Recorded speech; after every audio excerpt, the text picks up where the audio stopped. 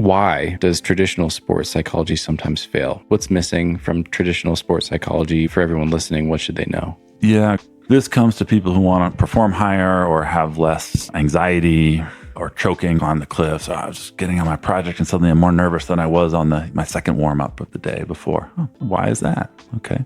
What are you carrying with you?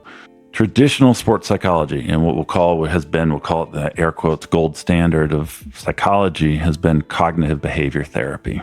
We're the brain on the stick, and we have dominion over our brain and bodies. And if we just think differently, we'll act differently. It's true. It's one truth, but it's not the whole truth. What we find is with traditional sports psychology, okay, turn toward the positive affirmations. I'm here. It's a nice Saturday. I'm healthy. I'm fit. I can do this climb. Absolutely. Again, it's one wing with which to fly.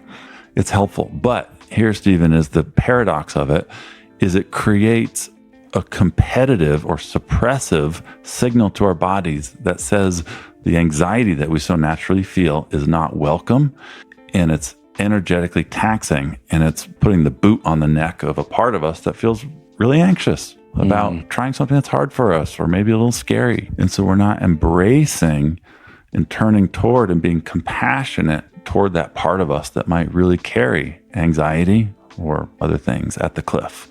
So I want to help just share with your listeners another wing for flight that can be really helpful, other than, we'll call it the cognitive behavior therapy reframe. Turn toward the positive, suppress or cancel out the negative.